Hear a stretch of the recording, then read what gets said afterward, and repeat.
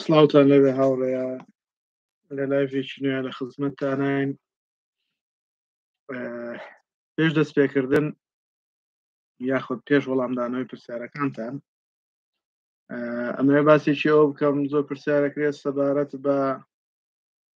با بڵێن گواستنەوە و دابەزین و ئەو بابەتانە. سڵاو بەڕێزم، سڵاو لە ئێوەش. طبعاً ئەمساڵ هەندێک گۆڕانکاری ورد کراوە لە خزمەتی تەڵەبەیە زیاتر بەڕاستی. ئینشاءڵڵا مقەدەر نەبێ لە ماوەی یەک دوو ڕۆژی داهاتووە هەوڵەدەین ڤیدیۆیەک ئامادەکەین بۆ ئێوەی خۆشەویست بۆ ئەوەی زانیاریتان هەبێ پێش دەستپێکردنی گواستنەوە و دابەزین. جارێکی تریش داواتان لێکەمەوە کە پرسیاری دووبارە نەنێردرێ بۆی لە خزمەتی هەمان نابێن و بتوانین وەڵامی هەموو پرسیارەکان ئینشاءڵڵا.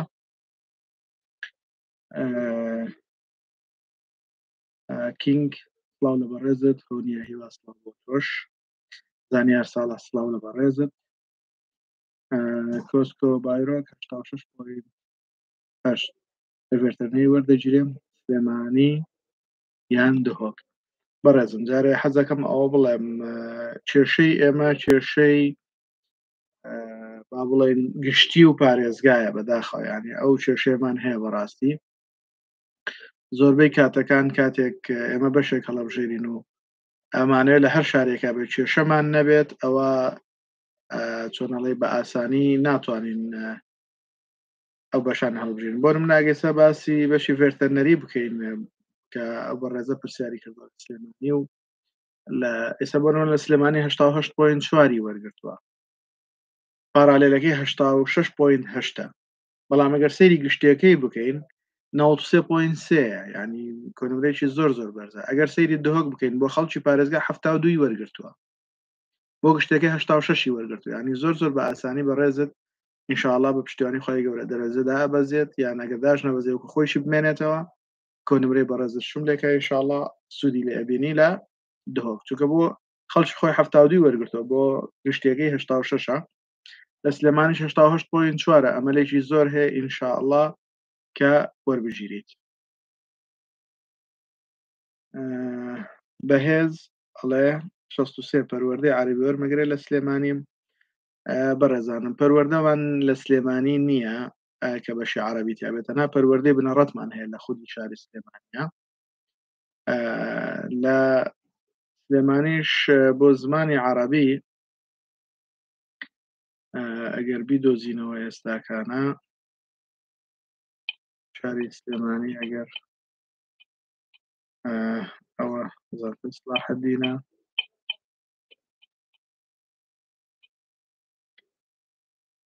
گەرمیان با بڵێن پەروەردەی بنەڕەت 65 وەرگرتووە.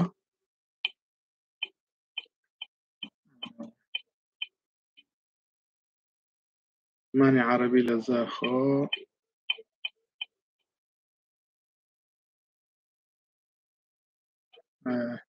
لە خودی شاری سلێمانی دیارە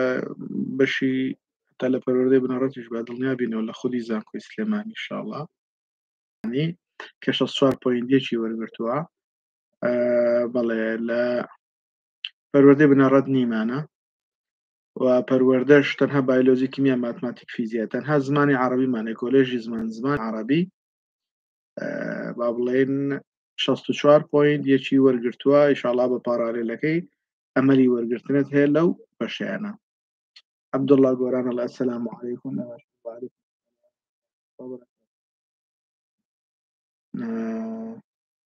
کاکی ئیبراهیم 83 ئەگەر کۆمنتەکە دووبارە بکەیتەوە وازح دەرنەچووە. ئەوە هاتینەوە سەر دووبارەکان بەداخەوە ئارزوو هاوارمان کرد کە دووبارەی تیا نەبێت.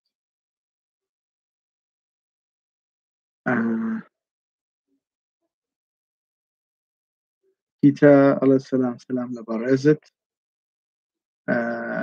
بەڕێزن کاکە ئیبراهیم، خوای گەورە سەربەرز و سەرفراستان کات. زۆر سوپاس کاکە هەڵبەست، سڵاو لە بەڕێزت. فلاوەر ئەڵێ هیچ پێشنیوینێک هەیە بە شاندۆچەکاندا بەدەت بەڕێزم بە کۆی گشتی ئەمە قساکەین نەگەرانەکان بە کۆی گشتی تەوەقوعی دابەزینی دەرەجاکەین بە پشتیوانی خی گەورە ئینشاءڵە خاصم بە پێی خولی یەکە بێ هەر زۆردا ئابەزێ بەڵام با چاوەڕێ خولی دووەم و هەندێک وردەکاری بکەین ئینشاءڵا بزانین چۆنە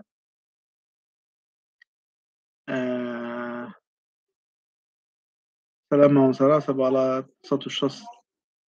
وەرزش وەرد دەگرێ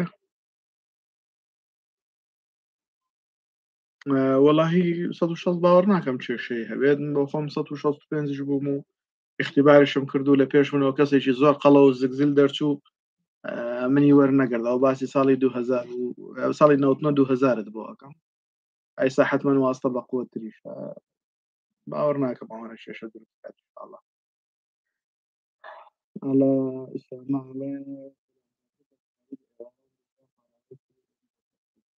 بەڕێزەکەم ئێوارانمان نییە تەنها پارالێل هەیە لە کۆلێژ پەرستاری ئەگەر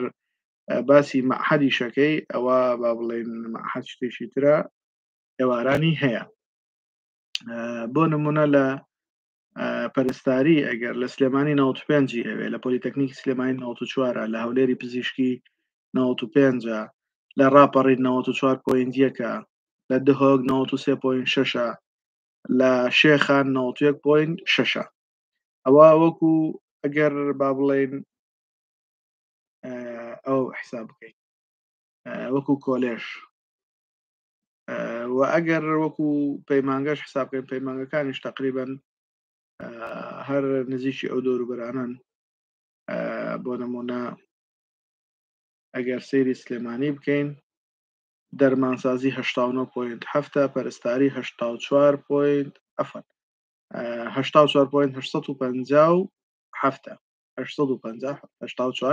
84 لە هەولێر کەمێک نزمترا لە دووهەوک حتمما نزمترا بۆ شێواز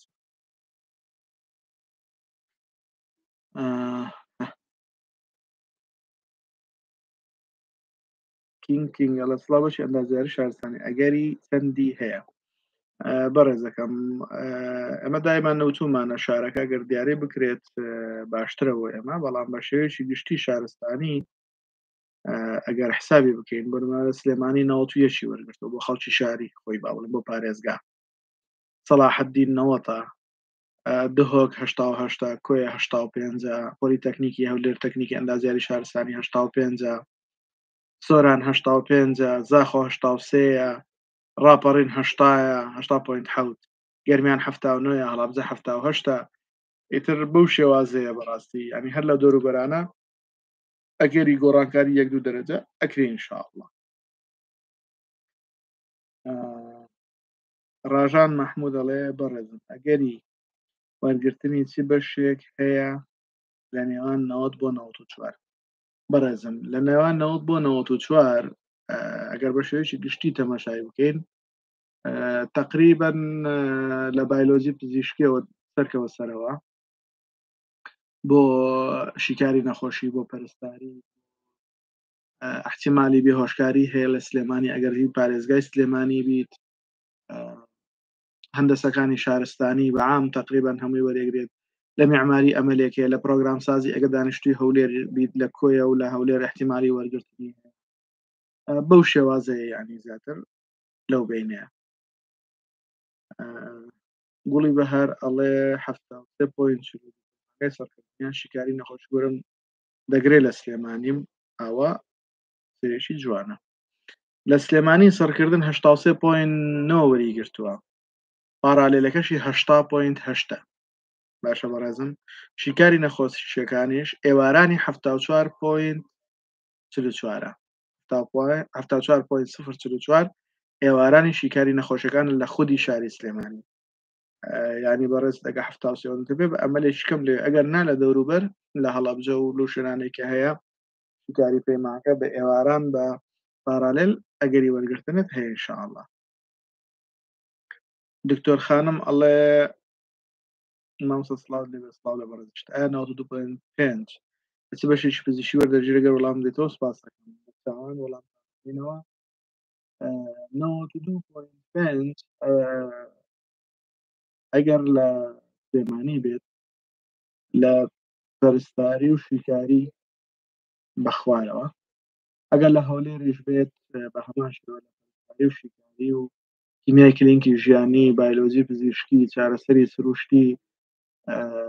ڤێرتەرنەری با بڵێن ئەو بەشانە ئەو بەشە پزیشکیانە ئەمەلی وەرگرتنت هەیە گوڵی بەهار وەڵاممان داوەتەوە دکتۆر خانم ئێستا وەڵاممان دایەوە سەهەندۆگر ئەڵێ ئوستاز بە پەرەلێلی ئەندازیاری تەلارسازی سەلاحەت زیاتر لە ڕاستە ئەمە نەکەرە و بەشە چەند بەشێکی تریشمانەیە پارالێلەکەی بەرزترە هۆکارەکەی چییە نازان بەڕاستیەوە سیستم دیاری کردو ئێمە زۆرمان محاولە کردووە بزانین بەپێی ئەوەی لەبەرەوەی بەشەکە کەم هەیە کورسی خوێندنی کەمە ئەو خەڵکانەی بە پارالێل ئەوانە زۆرن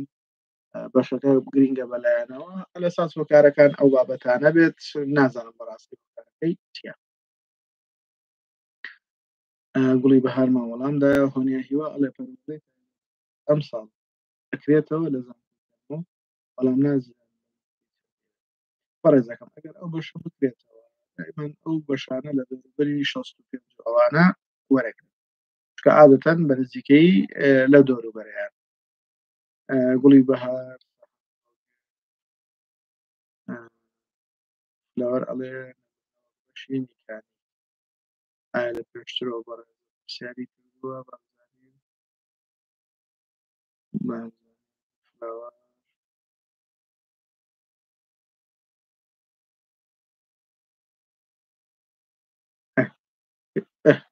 تەواو وەڵاممان دایەوەتمان بەعام 1 بۆ 2 دەرەجە احتیمالی دابەزینی هەیە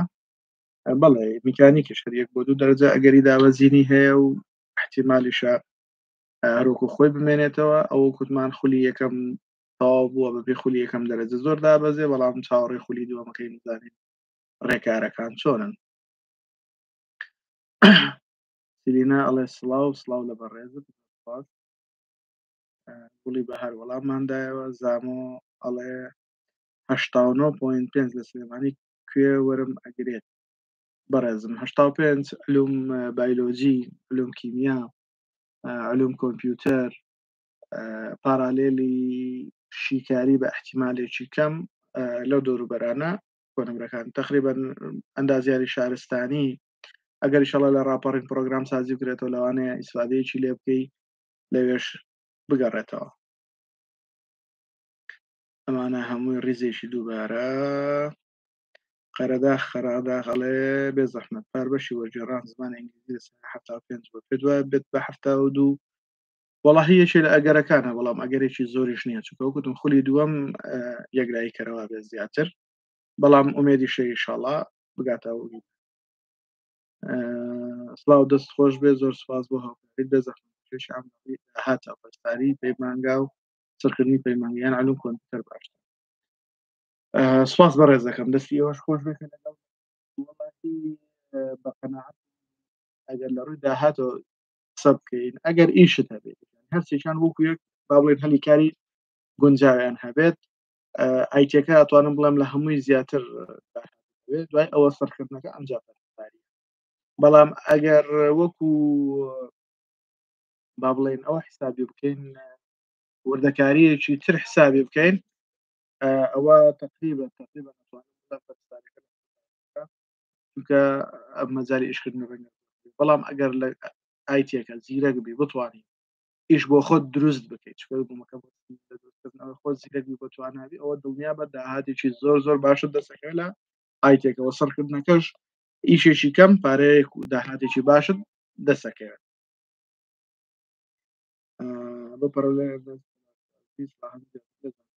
ئەماندایەوە ئەجگەردی کاک سرود بەڕایت و ئەم سازی وەردەگرێت بەزان کۆڵین سەبارەت بەو پرسیارە وەڵاهی زۆر ئەو پرسیارەمان لێکرێ بەڕاستی ددانسازی یان با بڵێن پەرستاری سە ئەگەر هەولێر حساب یان سلێمانی حسابی خۆی 96.8 وەرگرتووە ئەنی ئەمەلێک هەیە ئینشاءڵڵا ئەو کۆنمرەی بەڕێزت باسەکەی سلێمانی ئەمەلێکی زۆری هەیە بۆ وەرگرتن ئینشاءالله بە پشتیوانی خوای بەڕێز پوینت واری نزیکێک هەیە لە بینتان ئینشاءالله. سیلیناڵێ وەرگێڕانی ئینگلیزی لە هەولێر. وەرگێڕانی ئینگلیزی لە زمان لە با بڵێن لە شاری هەولێر کە لە ضمنی زمانە حسابەکرێ 69.399 وەرگرتووە 69.399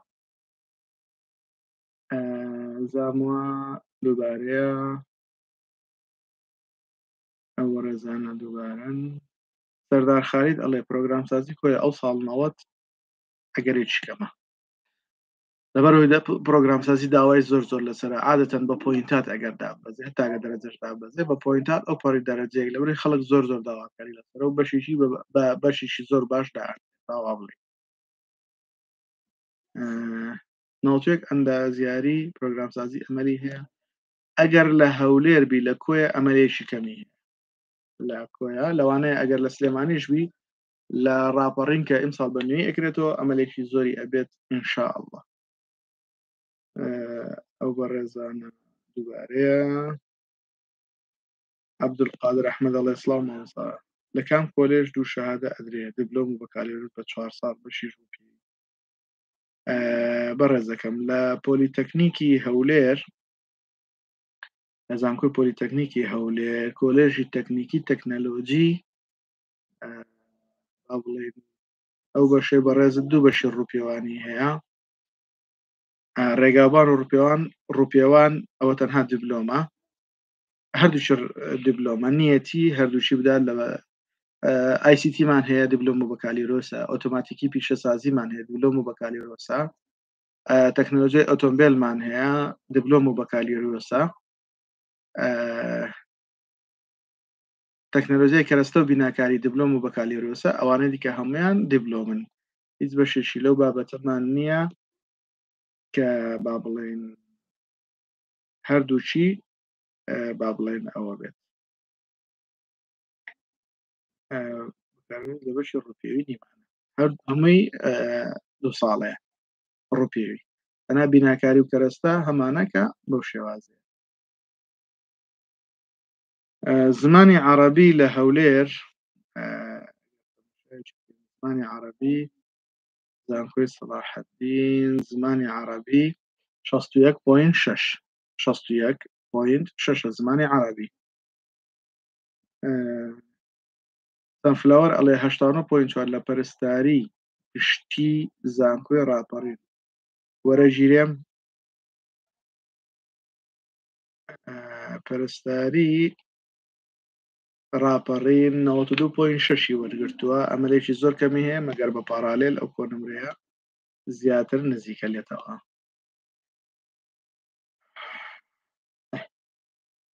هەڵبەست هێمن ئەڵێ کاکسول بەشی مێژوویان جۆغرافیا لە ناو شاری هەولێر هەیە ئەگەر هەیە بە چەند وەرەگیرێت وەڵە بەڕێزم بەشی مێژووشمان هەیە و بەشی جغرافیاشمان هەیە لە ناوخودی هەولێرە لە زانکۆی سەلاحەدین مێژوو 64.5 وەرەگرێت جوگرافیا 64.4 تقریبان هەردووچیان وەکو یەکن زۆر نزیکن لە یەکەوە. عەبدوڵڵا گۆران ئەڵێ مامۆستا من لە پەیمانگام زانکۆی پۆلیتەکنیکی هەولێر دەتوانم بەشەکەم بگۆڕم بۆ ئەندازیاری میکانیک لە زانکۆی پۆلیتەکنیکی خۆمیش سەر بە پارێزگای سلێمانی. بەڕێزەکەم زۆر ئاساییە هیچ مشکلەیەکت نییە بەو مەرجەی کۆنمرەکەت ساڵی خۆت واتە ساڵی پار لە میکانیک لە سلێمانی وەرگیراوێت ئەی تەنها ئەو شەرتە هەیە ساڵی ڕابردوو کە بەڕێز پۆلی 12 تەواو کردووە دەرەجەکەت لە میکانیکی سلێمانی وەرگیراوێت کێشەیەکت بۆ دروست نابێت ئینشاءالله. ئەو پرسیارانە هەمووی دووبارەیە کاک هەڵبەست وەڵامی زەرابشماندایەوە پرسیارەکان دووبارەیە ئەگەر ڕای بگرن سوپاسمان دەکەین. سلێمانی ئەگەر هەیە پەیمانگای IT 61 وەربگرێ لە سلێمانی پەیمانگای IT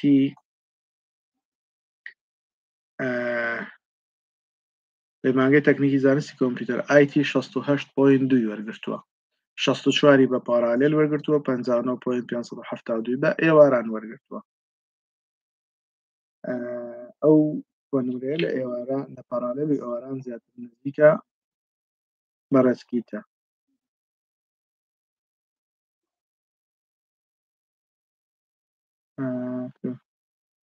ئەوانە هەمووی دووبارەیە ئەو پرسیارانە. ژیلیا ئەڵێ پەیمانگەی پزیشکی دەرمانسازی هەولێر بە پارالێلی ئێواران چەند وەرگرت؟ پارالێلی 82 ئەگەر هەڵە نەبووم وەریگرتووە، پارالێلی 84.462 وەرگرت و ئێوارانشی 81.2 وەرگرتووە وە خۆیشی 85.9 بۆ زانکۆڵاین.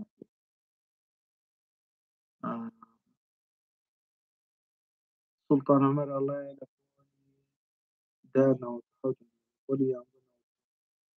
ئەم ساڵ بەڕێزەکەم ئەگەر ئەو دەرەجانەی کرێدت بێواتە وەحدەکان بێت من بۆ شێوازە معلوماتم ئەکاتە 9.7 بە 9.9 دواتە ئەکاتە 19.6 96.8 زاران ئەو پۆینتەکەی ئەتە لەسەر 80 حسابێکی کۆیانەکەیتەوە تقریبا لەوانەیە معدلەکەت ئەگەر بکەین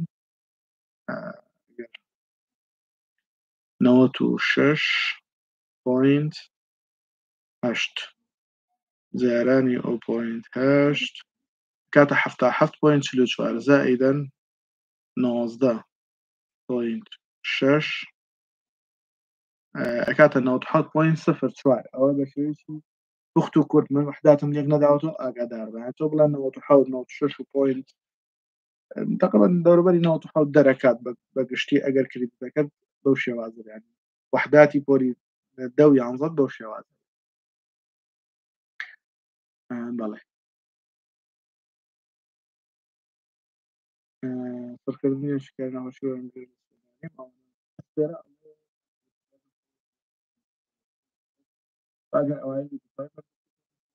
بەڵێ لەسەر ئاستی پارێزگای یەکەم بیت ئەتوانی دووە معدلەکەشی 91 پۆینت بالضبط 91.436 بووە.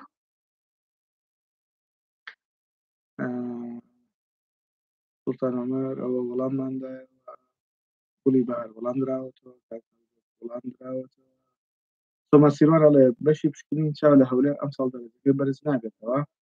و لە دوای تەواوکردنی ئەتوانی ببیتە چیوشکردنی پشکنین چاو باشترە پەیمانگەی مامانی خی گەورە بەردەوام بەخشێت. اللهم آمين أجمعين بۆ هەموو لایەک إن شاء الله. سپاس هاوڕێیەکی بەردەوامی لەگەڵ ئێمەیە دەستان خۆش بێ. بەشی پشکنینی چاو لە هەولێر ئەگەر بۆ کەسێک خەڵکی شاری هەولێر بێ با بڵێن 72 وەرگرتووە بە پارالێل 70 وەرگرتووە بۆ گشتیەکەی واتە پارالێلی گشتی کە خەڵکی سلێمانی دوهۆک ئەگەر بۆی بێن 71.4 وەرگرتووە بەخۆی گشتی 72 کێشەیەکمان ناوێت لەوانەیە ئەبیتە کەسێک کە لە پشکنینی چاوە ئیشەکەیت واتە لە عیادەیە کە عینەک و ئەو بابەتانە دروست دەکات پشکنینی چاوی ئەو جیهازشتانی کە هەیە لە وێرانە ئیشی لەسەرەکەیت و عینە کوشت دروستەکەی ئیشێکی زۆر باشی ئەگەر بتوانین ئیش بۆ خۆت بدۆستەوە بە من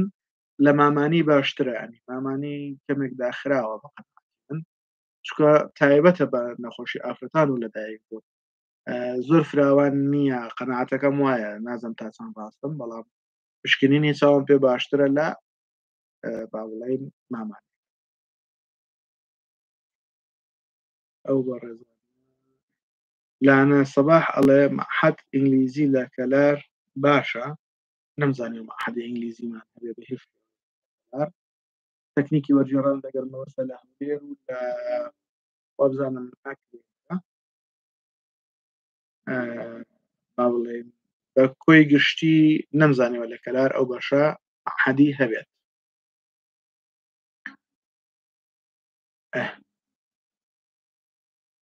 هەستیار نەوزا دەڵێ میکانیک سلێمانی دێتە چەند؟ میکانیکی سلێمانی بە ئەندازیاری میکانیک پۆلیتەکنیکی سلێمانی 79.495 وەرگرتووە تەوەقوعی ئەوەکەین ینی هەر ئەو پۆینتی لێ بێتەوە 79 بێ 78.9 بێت ینی 78.8 بێ لەو دەوروبەرە ئەنەوە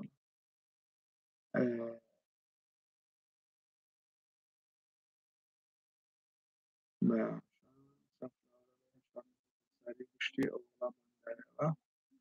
کاک هەڵبەستن وەڵام داوەتەوە وەڵام داوەتەوە سێلینا وەرجێڕانی ئینگلیزی لە هەولێر تکایە جوابمان داوەتمان 69.3 بوو ئەگەر هەڵبن 6 بوو یا 3 بوو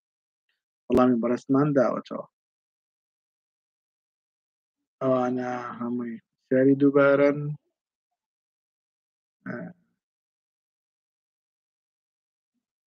ئەو پرسیارە دووباران زۆر زۆر کێشیان بۆ دروستکردن بەڕاستی بەداخەوە ئەسما ئەڵێ بێ زەحمەتگەر لە کۆلێژی یاسا بخوێنی گەرمی دوای ساڵێک دەتوانین باسمان بکەی بۆ زانکۆی سلێمانی بەڵێ هیچ کێشەیەکت نییە و ئینشاڵڵا ئەتوانی بیگوازیتەوە بە پێ ڕێنمایەکان کە یەکی لە ڕێنمایەکان لە قۆناغی یەکەمە هەفتا و بەسەرەوەت هەبێ یان دوور بێ مردنی دایکیان باوەک و بیسەلمێنی کە خەڵکی ئەو شارێکە گواستنەوەی بۆکەی بەو شێوازە گوڵی ئەڵێ کۆنەمرم شەستێکە من لە کۆلێژی پەروەردەی فیزیا بخوێن خۆشم لە شاری ئەگەری سەروەرەگیرم بە پارالێل پەروەردە فیزیا لە شاری سلێمانی 57.9 وەرگرتووە بە پارالێل ینی ئینشاءڵڵا ئەگەری وەرگرتنت زۆر زۆرە بێ زەحمەت ئوستاز ئەگەر پەیمانگات تەواو بکەی باشی دەزانین لە کۆلێژی هەمان بە ئەهلی بە پارە ئەگەر ئەوبی بەڵێ بەڕێزم سیستمێکمان هەیە پێوترێت سیستمی پۆلیتەکنیک ئەگەر کۆلێژەکەت هەبێت ئەتوانی بە سیستمی پۆلیتەکنیک تەقدیم بکەیتەوە بەو مەرجەی لە زانکۆ پۆلیتەکنیکەکان قسمەکەت هەبێ بۆ نمونەی سەمە پەرستاریمان نییە لە زانکۆی هەولێر تەڵەبەکانی بەشی پەرستاری ئەسنەوە چارەسەری سروشتی ئەگەر ئەوائل نەبن لەبەرەوە ئاگادار ئەو حاڵتان بۆ توانین بەڵێ ئەتوانێت بەڵام مەرجە لە زانکۆ پۆلیتەکنیکەکان ئەو بەشت هەبێ یان بەشی بەدیلت هەبێ بتوانی داوامی کار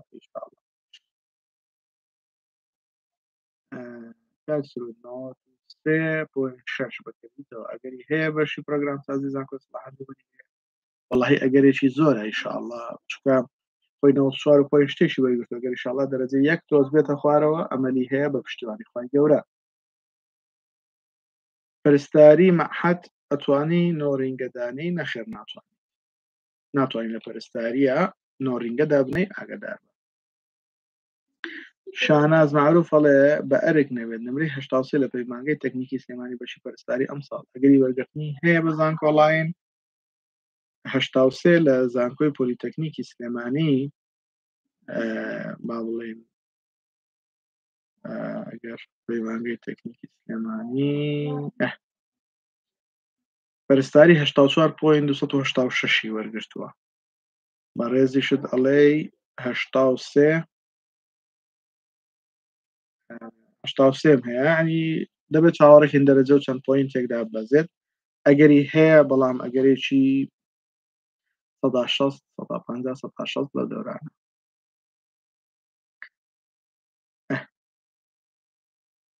باشە چەتۆ بە حەمەد ئەڵێ کاکسۆی تەقتەقشی کاری وەری گرتووە ئەم ساڵ چەند وەری ئەگرێ بە نزیکی ئەمە تومانە ئەگەری گۆڕانکاری 1 بۆ 3 دەرەجە هەیە بە گشتی دا بە بەرزبوونەوە بێ یان دابەزین بێت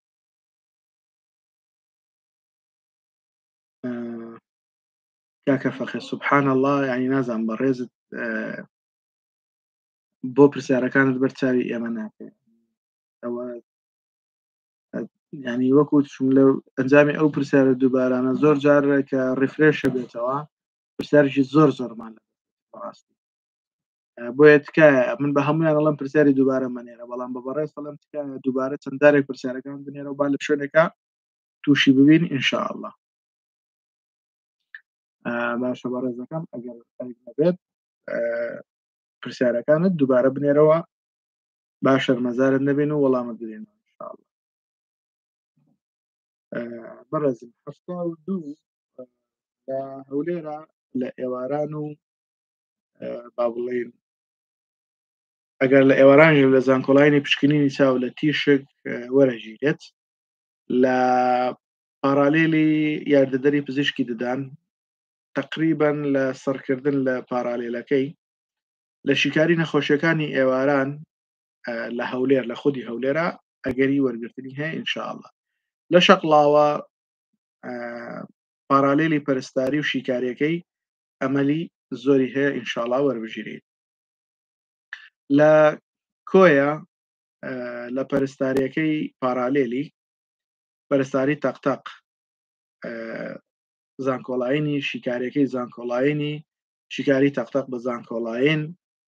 ئەمەلت هەیە و لە سۆرانیش پەرستاری و شیکاریەکەی هەردووچی ئەمەلت هەیە ئینشاءالله و ئەمساڵ ئەوەی کە بیستومە لە مێرگە سووریش بەشێک بەشی پەرستاری ئەکرێتەوە تاکیدم ئەویش کۆنەورەکەی کەمە بێ ئینشاءالله لاوی پەرستاری مەحەز وتمان ناتوانێت زانکۆی تەکنیکی شەقڵاوە کوردی و عەرەبی تەرکە نەخێر تەرک نییە بەڕێز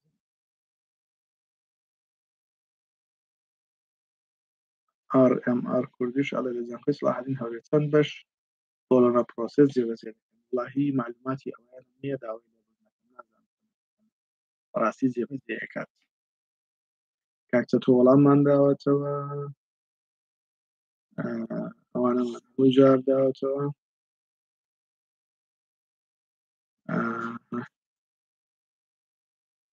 سبحان الله مەجموعە پرسیاری دووبارەمان بۆ دێت وا کات هەندێک لە پرسیارەکان بەڕاستی نەبینی ئەوین کەریم ئەڵێ بەشی کیمیا لە سنان چەند وەرئەگرێ ئایا ئەبەزێ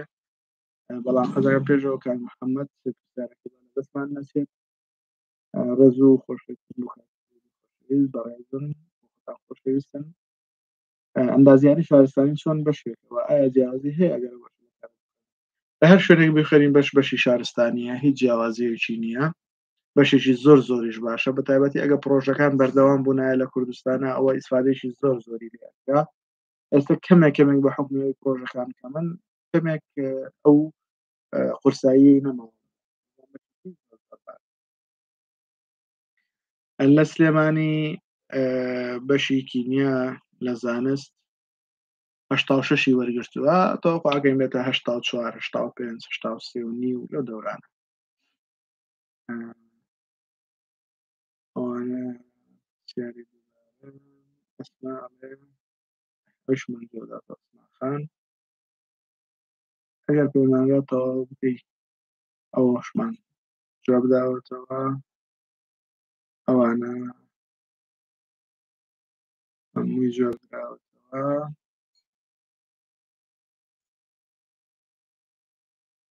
خان پرسیارێکی سڕ خۆش بێت کە وەڵامی وەرگرت مەمنونین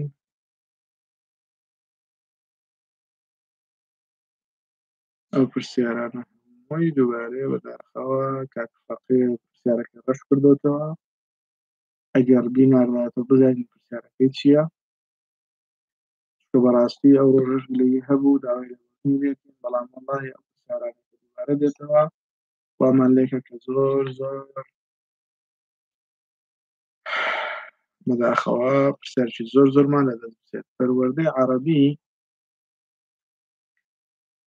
لە بنەڕەت هەیە لە هەولێر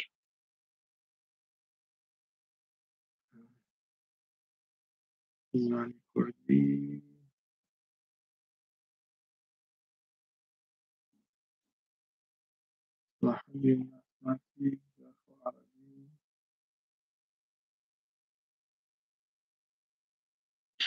زمانی عەرەبی ئێوارانی 59.3 پارالێلی 62.6 لە هەولێر کۆلێژی پەروەردەی بنەڕەت بەڵێ ئەوانە دووبارەن شاوی ئەڵێ سڵاو مامۆستا ئینگلیزی پار ئێواران لە ڕاپەڕین 58 وەری گرتیە ئەم ساڵ ئەبێت تقریبا هەرە و دەوروبەرانە دەرەجەیەک دوو دەرەجە احتیمالی دابەزینی هەیە ئینشاءڵڵا. کیتا وەڵام دراوەتەوە، محەممەد ڕەئوف وەڵاممان داوەتەوە، شایی وەڵام داوە، ئالان ئەڵێ بێ زەحمەت وەڵام دایەوە. ئەم پرسیارانە مەلازادە گوتمان کاکە ئینشاءڵڵا دەرەچێ پێیاندادە بێ زەحمەت 82 هیچ زانکۆی بەڵێ وەرەگرێت لە علوم وەرەگیرێت علوم كيمياء تقريبا الدورة لدكتور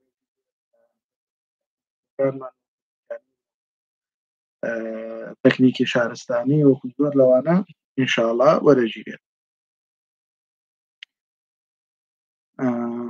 کاکە فەقیر الحەمد لله پەروەردە ئینگلیزی هەولێر بە پارێزگا چەند وەری پەروەردە ئینگلیزی لە شاری هەولێر بەڕێزەکەم 80.8 ئەوە بۆ پەروەردەی ئینگلیزی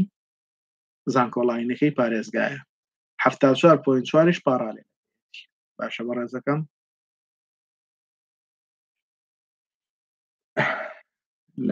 من 79 هەیە لە پۆلی دە و 11 دەبێت 81.4 پرسیاری مەعهەد لە هەولێر وەرم ئەگرێت ئەمەلێکی کەمت هەیە بۆ وەرگرتن چکە خۆی 82 پوین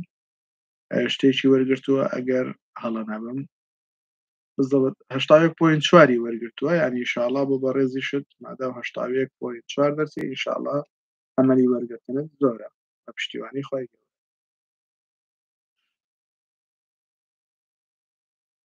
فریشتەی سەڵی هەیە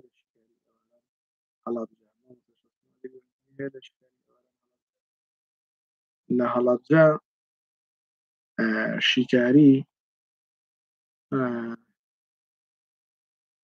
شکاری نەخۆشیەکان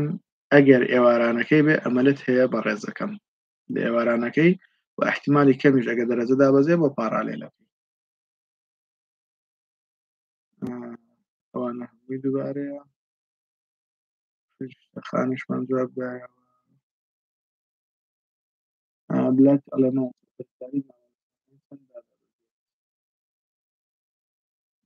بەڕێزەکەم سلێمانی پەرستاری مناڵان 74.570 وەرگرتووە لەوانەیە بێت 73 ئەو دەورانە دەوروبەری 73 ئینشاءڵڵا. بەڵێ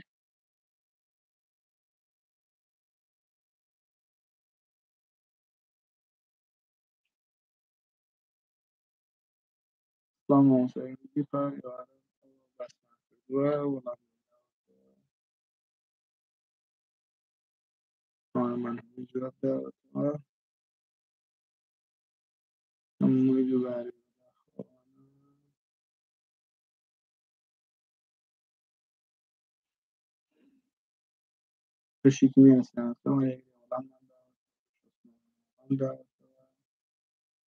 سەرکردن لە هەولێر نەکراوەتەوە زانکۆکەی لە هەولێر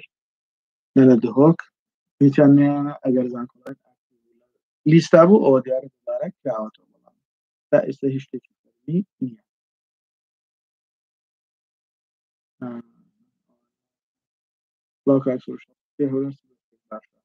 آیتی ئەگەر علمیت آیتی ئەگەر ئەدەبیت کارجێڕی یاسا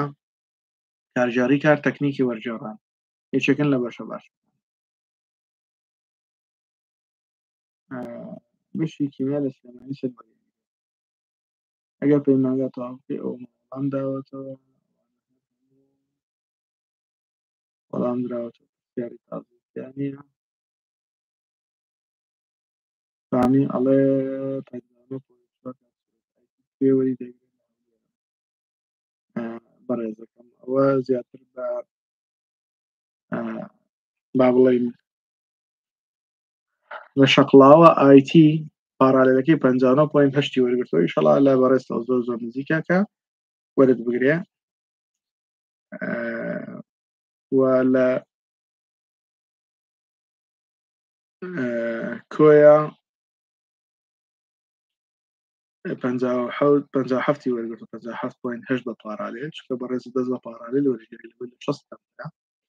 لە سۆران 58.2 وەرگرتووە لە خەبات 57.3 وەرگرتووە لە چۆمان 55.73 وەرگرتووە باشە بەڕێزەکەم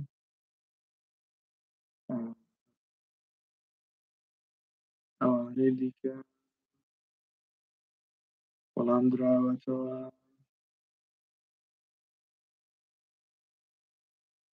ئەوانە هەر هەموو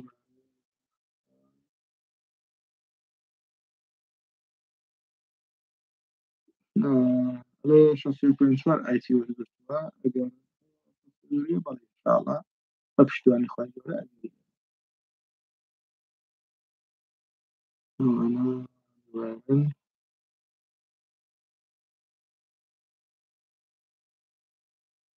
دوایە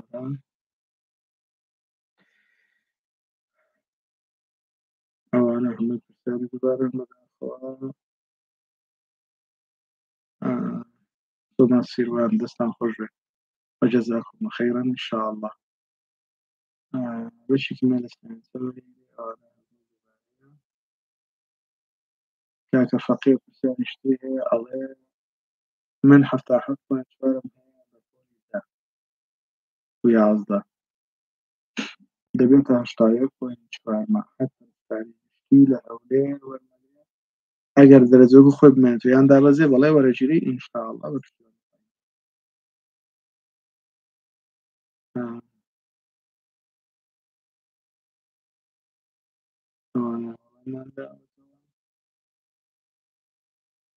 جلسخان لما مصابع الجديد كان وضحوت هیچ وەرگراوە وەرگێت بەڕێزم ئەگەر لە مەسلەی توبعامەکان با بڵێن ئەگەر سیرکێن ساڵی پار هەولێری پزیشکی 97.83 وەرگرتووە تقریبا 94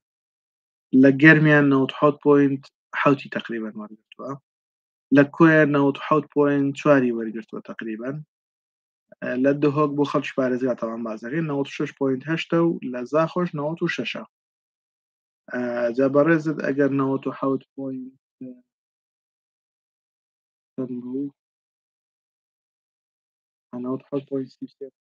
لە کۆیە ئینشاءالله ئەمری وەرگرتنیە ئەگەر لە سنووری پارێزگای هەولێری و ئەگەر لە سنووری پارێزگای لە گەرمان ئەگەر لە دهۆکش بێ و لە دهۆک و لە زاخۆ ئەگەری وەرگرتن هەیە ئینشاءالله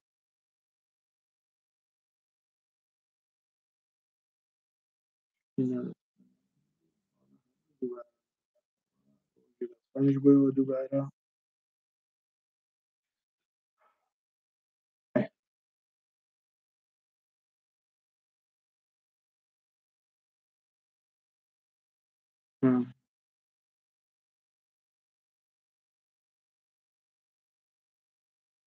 هەمووی دووبارە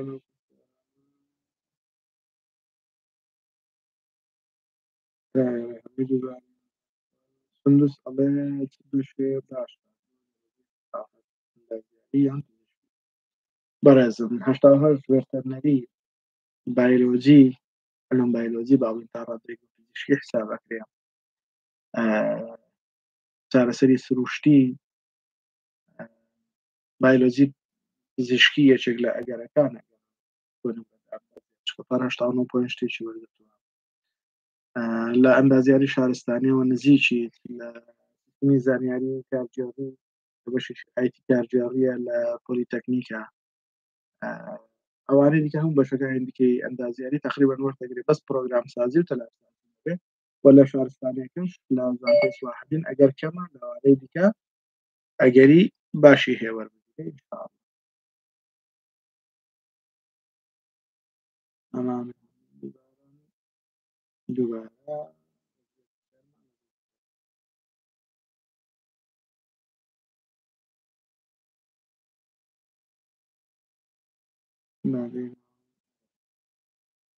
کوردش تەنها پەیمانگای هەیە با بڵێن لە هەولێر و لە سلێمانی هەیە ئەو بەشە لە شوێنی دیکە نییە 74.39 وەرگرتووە لە سلێمانیش ئەگەر ئەو دوورەیە وەریگرتووە پەرستاریدان 78.8 وەرگرتووە لە سلێمانی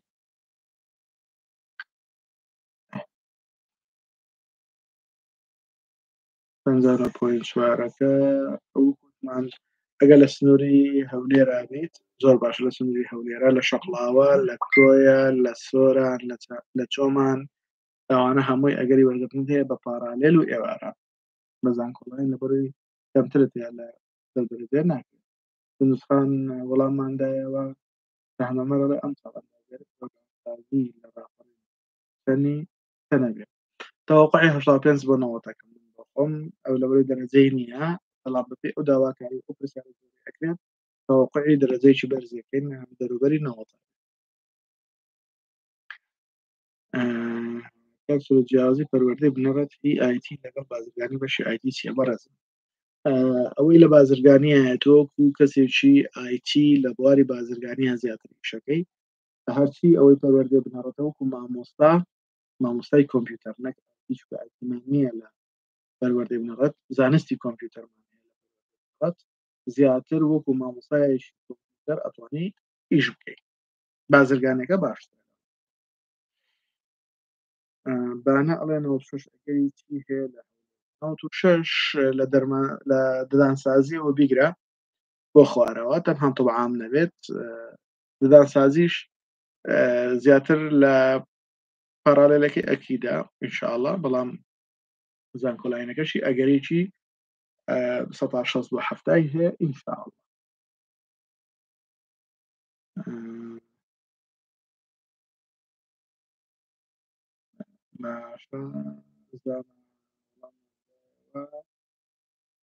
کوردش وەڵامماندایەوە کاکە خەقیاڵێ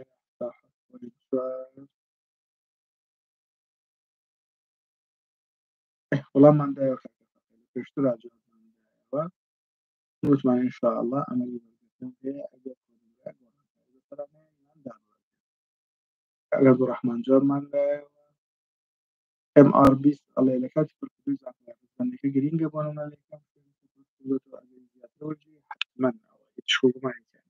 ئەسڵ لە ئیشی زانکۆڵاینەکە ڕیزبەندەکەیە تۆ ڕیزبەندەکە چۆن پڕکردێتەوە حتمما یەکەم هەڵبژاردن تاقی کرێتەوە کۆنەبەرەکەت وەرژیرا یەکسەر ئەڕۆی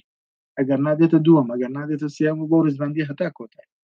کامیان دەرەجەت وەربگیرێ ئەوەیان ڕاوە سێوانی پشتەوەی هەمووی باتڵە بێ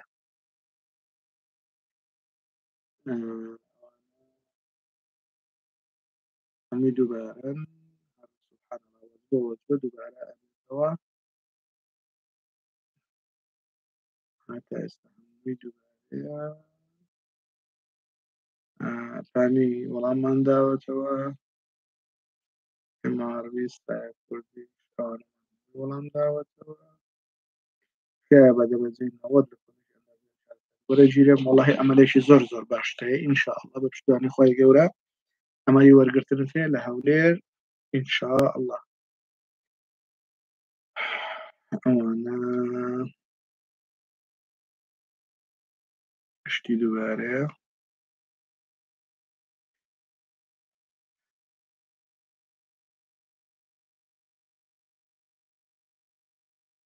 محەممەد ڕۆژبیانی کۆی زانکۆ باشی تەندروستی کۆمەڵ ئەم ساڵ کۆنگەکە دابەزێت تقریبا 75 وەرگرتووە احتیمالی دەرەجەیەک دابەزینیش هەیە ڕوو بدات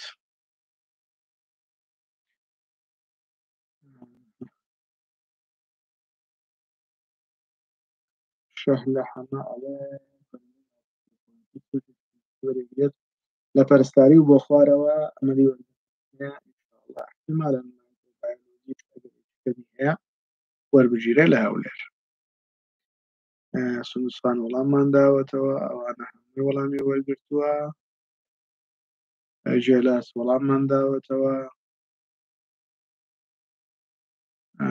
جوان لەتیف ئەڵێ مامۆستا لە چ بەشێک ئەگەری هەیە وەربژێت تکایە وەڵامم بدەوە بەڕێزم 92 لە پەرستاری ئەگەری ئەندازیاری شارستانی لە کۆیە لە پرۆگرامسازی لەوانە ئەمەلی وەرگرتنی زۆرە ئەوانە هەمووی دووبارن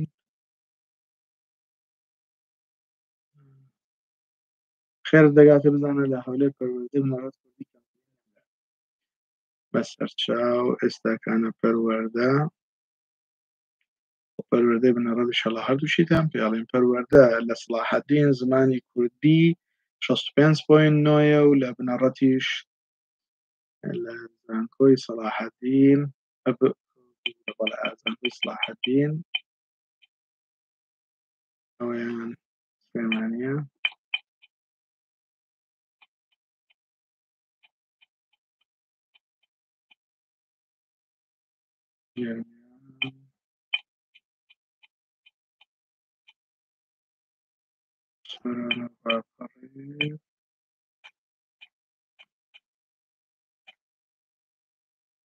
شەست و یەک پۆینت چواریش لە بنەڕەت وەرگیراوە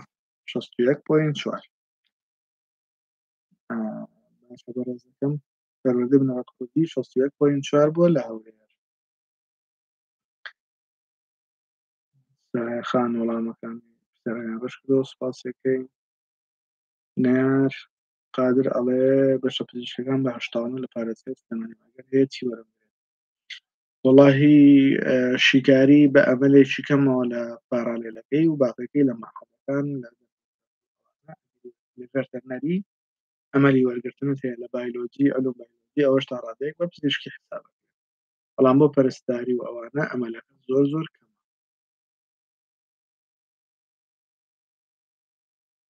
شالەخان بلاگەرە مامۆستا پەرستاری مناڵانە سلێمانی چەند دادەبێت بەڕێزم پەرستاری مناڵان ئەگەر هەڵەنەوەم بۆ بەڕێزمان باس کرد پەرستاری مناڵان 74.5 وەرگرتووە دێتە دەوروبەری 73 و ئەو دۆرانە ئەگەری هەیە ئەوەدانە داببەزێت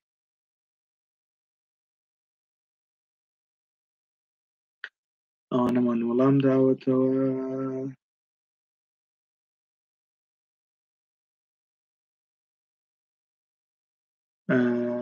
جۆلاتان وەڵامی پرسیارەمان داوتمان لە کۆیە ئەو کۆنمرەی وەرگراوە گەر سەر بە پارێزگای سلێمانی بیت هەولێر بێ عەفوەن ئەگەر سەر بە سلێمانیش بیت لە گەرمیانەوە نزیشیت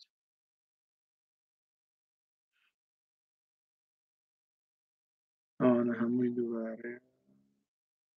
بەداخەوە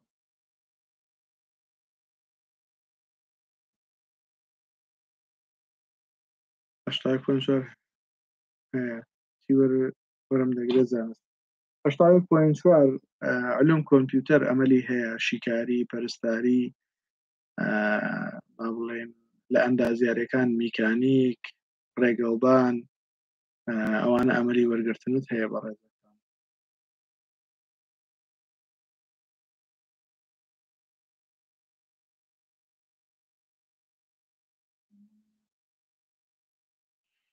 ئەوانە هەمووی دووبارەیە کاکی ئەستەحمەدڵی پەیمانگەی پەرستاری ددانی سلێمانی هەشتا وەردەگرێت بەڕێزم پەرستاری ددان ساڵی پار 78.850 وەرگرتووە ئینشاءڵڵا بۆ کۆنمرەیە بە پشتیوانی خۆی گەورە وەرەگیری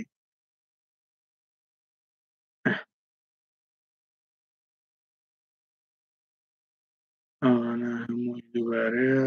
بەداخەوە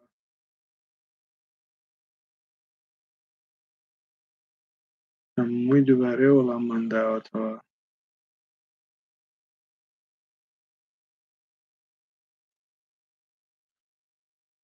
هەر هەمووی ئەو پرسیارانە بەداخەوە دووبارەن هەتا ئێستا پرسیاری نەبووە شەپۆل عومەر ئەڵێ مامۆستا بەشی زمانی سریانی لە سڵاحەدین چەندی وەرگرتەوە بێتیان زانکۆڵایی طبعاً هەر بە کردی دەبێ باسی بکەین سریانی وەبزانم لە پەروەردەیە ئەگەر هەڵە نەبم یان لە بنەڕەت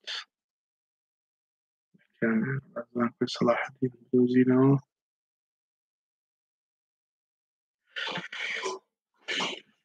زمانی سریانی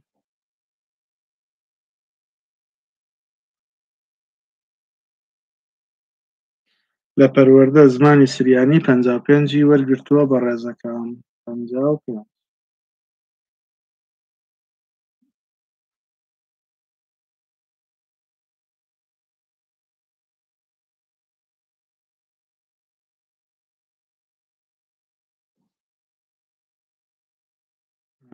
میراثان وڵامی هەمووی 1 دقە دەخەن کوردیش بەڕێزم وەڵڵا وەڵامماندایەوە جارێک دوجار مامەڵام تەنها لە سلێمانی و هەولێر هەیە و سلێمانی 78 وەرگرتووە لە هەولێریش 75 ینی نازانم وەڵامی پرسیارەکانە دێنەوە بەڵام کاکە یاسینەوە دووەم جارە وەڵامی بەڕێزیش دەدەینەوە ئەڵێن بەڵێ ئینشاڵڵا لەوەی خۆی 78 وەرگرتووە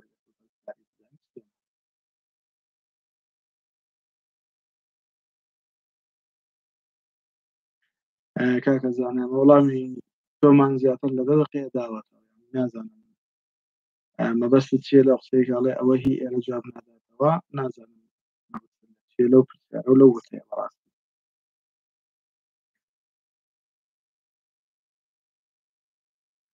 وەڵای هەم پرسیارەکانمان جواب داوەتەوە ئەوانە بەڵام ئەگە بەڕستان ژێتانێنەوە بەداخەوە من ئەو پرسیارانە زیاتر لە 10 دقەیە وەڵام داوەتەوە بەشی زانستە گشتیەکانی پەروەردەی بنەڕەتی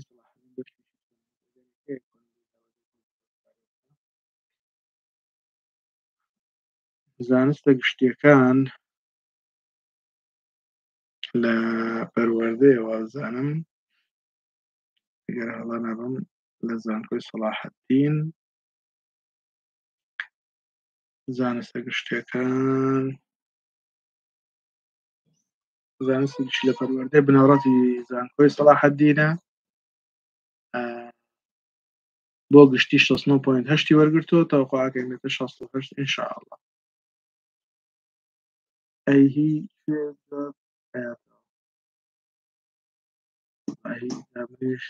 هیچ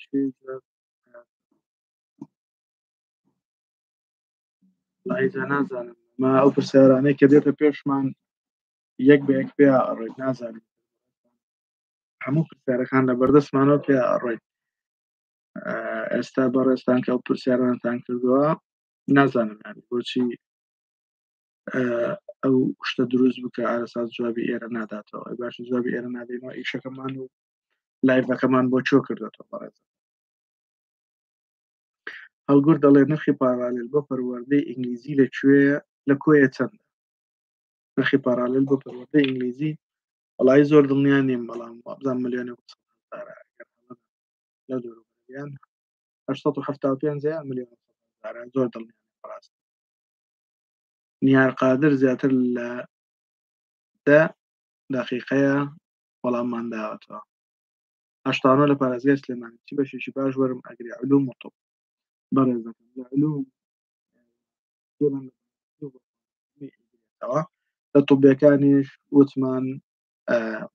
ئەگەری کەمی پارالێلی شیکاریمان هەیە و دوای ئەوەش پەی مانگەکان لەشەوە پرسیاری لێ ئەەکەن ئەنا هەر ئێرەیە وەڵای بەڕێزەکەم هەر ئێرەیە و لە هیچ شوێنێکەوە پرسیارم ڕاست کاکە شەپۆل وەڵاممان داوە کاکە هەڵگوڵ وەڵاممان داوە وەڵامەکەی وەرگرت 74 لە سلێمانی بۆ پارێزگا چی بەشێک وەرم دەگرێت زانست بەڕێزەکەم سەبارەت بە 74 لە هەندێک بەشی پزیشکیەکان لە زۆربەی بەشی کۆلێژەکانی پەروەردە بنەڕەت کارگێڕی و ئابووری زانستە مرۆڤایەتیەکان لەوانە لە زۆر شوێن وەرەگیرێت ئینشاءڵڵا هیچ لەو پرسیارانە نییە کە نووسراوە لەو ساوە سەیرەکە بەڕێزەکەم ئێوە کە پرسیارەکەن ئەینێرن ئێوە ئێستا لەوانەیە زیاتر لە 10 دقەمان پێویست بێ بۆ ئەو پرسیارانەی کە تۆ ئێستا بەڕێزت ئەینێریت کە جواب بدەین ئەمە دائیمەن کە پرسیارەکانی ئێوە دێ 10 دقە چارەکی شێوێ هەتاکو ئێمە ئەگەینە سرەی ئەوانە بۆیە نازانم ئێستا ئەوە وەڵامی پرسیارەکەی بەڕێستە خوێنمەوە ئەڵێیت هیچ لەو پرسیارانە نییە کە لێرە نووسراوە دەی باشە من ئێستا وەڵامی پرسیارێکم دایەوە لە سەروی ئەوەی بەڕێستەوە کە نرخی پارالێلی پەروەردەی ئینگلیزی لە کۆیە چەندە وەڵامم دایەوە یان ئەو بەڕێزە لە سەروی پرسیارەکەی بەڕێستەوە ئەڵێ 74 لە سلێمانی بۆ پارێزگا چی بەشە وەرمەگرێت زانستی زانە نازانانی بۆچی بەڕێستان وا هەستەکان کەم لە شوێن دیکەوە پرسیارم وڵا هەر ئەو پرسیارانەیە کە بەڕێستانەی بڵند فاتح فتحی ئەڵێ تکایە کۆنەوەران 86 ئایا لە چ بەشێکی باش وەرپێگیرێم لە هەولێر ئایتی کۆلێژی زانست زانستی کۆمپیوتەر لە کۆلێژی زانست کیمیا لە هەندەسیەکان پرۆگرام سازی تلارسازی شارستانی لێ دەرکە ئەوانە دیێ تقریبان هەر هەمووان و مەحەدەکانیش تقریبان هەموو مەحەدە پزیشکەکان ئەتوانی انشاءالله لێ وەربگیرێت کاکە فەقێ لە پەروەردەی ئینگلیزی لە هەولێر چەندە بە پارێزگا هەشتایە کاکە فەقێ ئەوە جاری سێمە بۆ بەڕێزت ئەو پرسیارە ڕوونەکەینەوە نرخی پارالێل بۆ پەروەردەی ئینگلیزی لە کۆیە چەندە ئەو بەڕێزەش دایەوە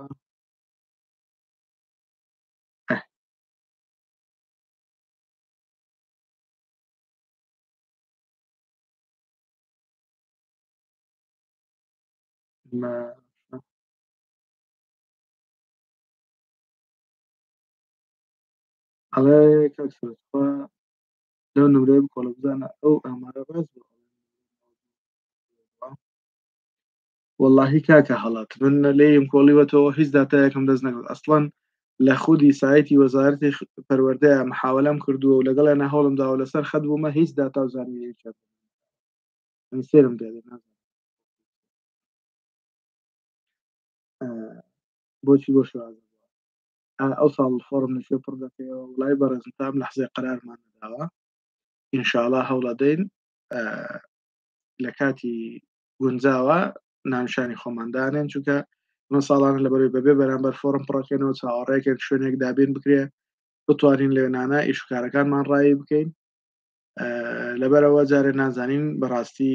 ئایا وەکو ساڵانی پێش و زانکۆی پۆلیتەکنیکی هەولێر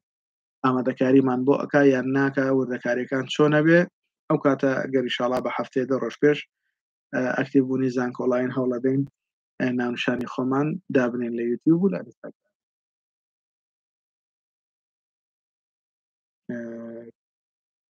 ڕاستە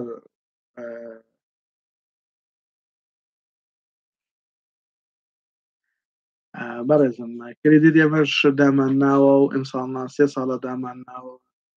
بۆ زمانی ئینگلیزی 20 دەرەجە سەر ئینگلیزیە 5 دەرەجە عەرەبیە 5 دەرەجە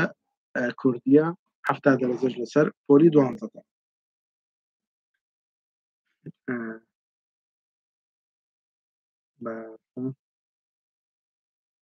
من لە هەولێرم بەشی زانستی وەرمەگرێ ئەگەرەکەی کەمە زیاتر لە پارالێ نزیکە چکە 80 پوین شتێک تقریبا 80 وەرگرتووە زەحمەت ئەوەندانە دابەزێ وەرە و ئومێدەوارین کە ئەوانانەش دابەزێت شاناز معروف ئەڵێ بە ئەرک نەبێت تاری پێمانگا باشیان زانستی تاقیی پزیشکی زانکۆی کامێن ئەگەری ئیشکردنی زیاترە بەڕێزم هەر یەکە و باشی خۆیان هەیە و خراپی خۆیان هەیە کۆلێژ 4 ساڵە خوێنیت ئەبیت بە ئیشکاری تاقیگاکەی وەکو زانستی تاقیگەی ئاسانکارێ بۆ خوێندنی ماستەر و دکتۆرات ئەگەر لە بەرنامەتە هەبێت لە بەرامبەر پەرستاری 2 ساڵە خوێنیت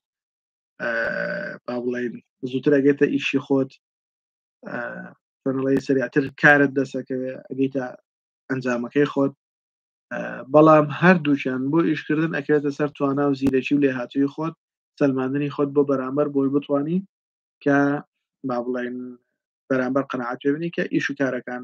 بە جددی و بە جوانی ئەزانین تاوەکو ئیش و داهات کەسر دەدان هەیە من لە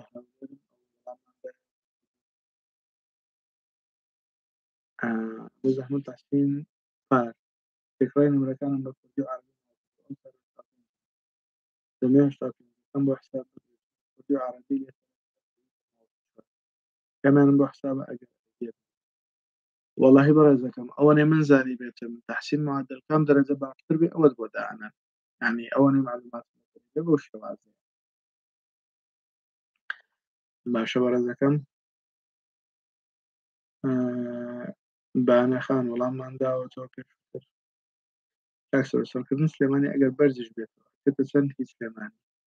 ئەگەر کۆلێژەکەت مەبەستە هەر لە 95 زیاتر تەوقعی بەرزبوونەوەی بۆ ناکەم لە با بڵێن مەعهەدەکەشی ئەو پڕی بچێتە 84 و نیو زیاتر بەرز نابێتەوە ئینشاءالله ئیمانسان خێرت دەگاتەوەی دەگرێت بەڕێزم 77 پوینت شتێک وەریگرتووە 77 و نیو وەریگرتووە لە زانکۆڵاین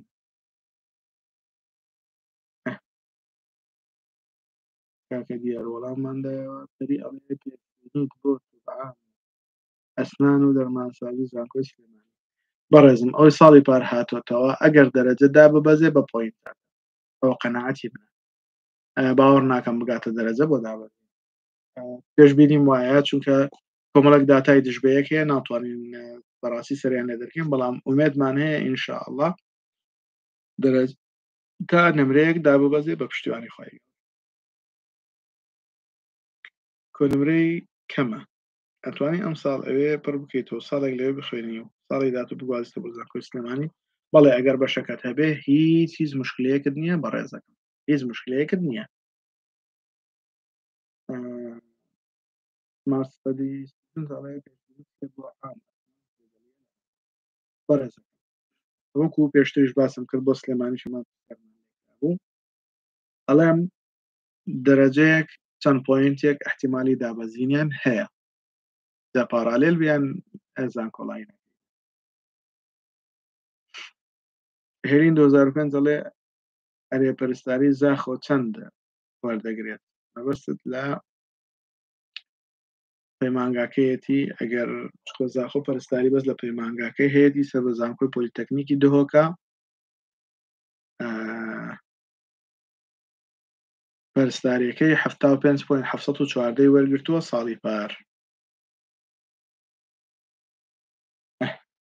کاکە شەپۆل ئەڵێ ماوەستا من نمرەکەم 58 لە زانکۆ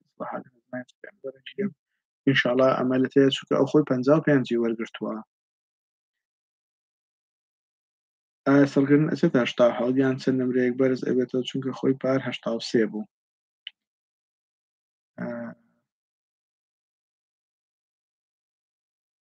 83.9 بۆ گوتمانەچێت 84 و نیو باوەڕ ناکەم ئەوەندانە بەو دەرەجەیە بەرز ببێتەوە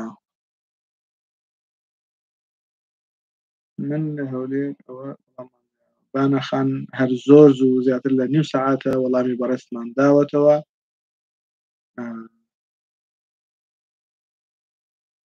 دەرمانسازی زانکۆی سلێمانی بۆ پارالێل و بۆ زانکۆڵاین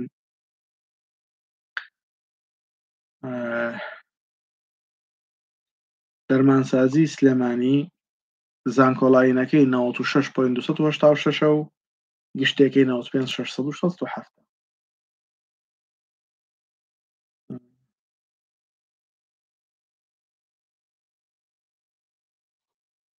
دەست خۆش کاکە زانا بە وەڵامدانی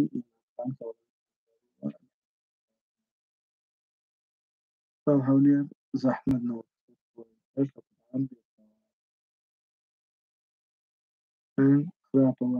خراپ ئەوەیە یعنی چۆنەڵێ لەبەرەوەی دەرچوێشی زۆری هەیە لە پەیمانگاکانی حکومی و ئەهلی و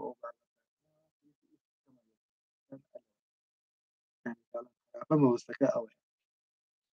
کارە درەنگە وەڵام 1950 پەروەردەی بنەڕەت لە هەولێر ئەگەر زانکۆی سڵاحەدین تەمەشا بکەین لە 61.4 هەمانە هەتا 75.2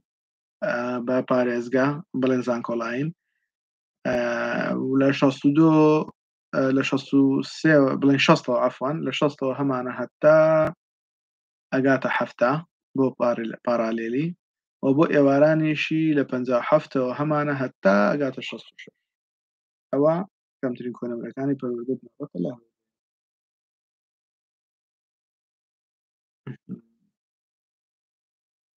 دەرمانسازی هەولێر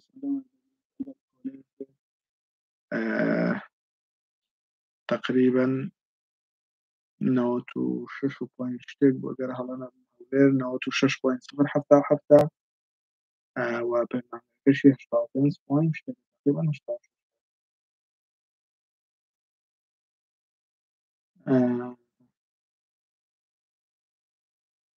باشە لاڤان ئەڵێ پەیمانگەی ئینشاڵڵا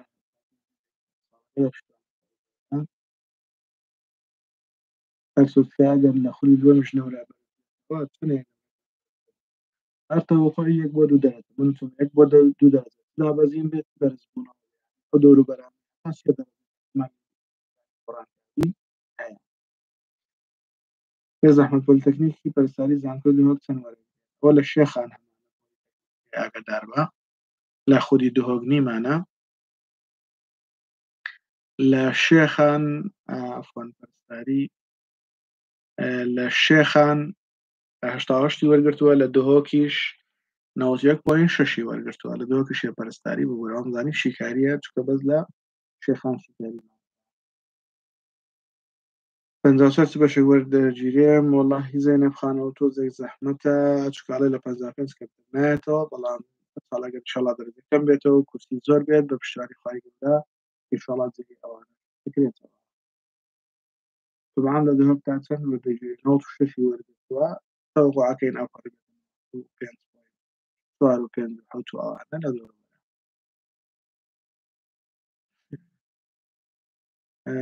ئەداگیان ئەڵێ خوا سەرکەوتوو بکات مامۆستای بەڕاستی زۆر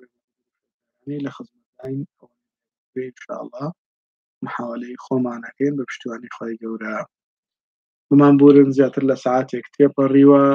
لە لایڤەکەمانە ئینشاءالله لە لایڤی کاتی لە خزمەتتان نابین هەوڵەدەین ئینشاءالله زیاتر لە خزمەتتان نابین بە لایڤ بەڵام پرسیارێکی زۆریشمان لە یوتیوب لەسەر کۆبۆتەوە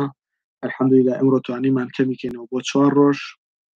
5 ڕۆژ و 6 ڕۆژمان تەواو کرد الحەمدولیلا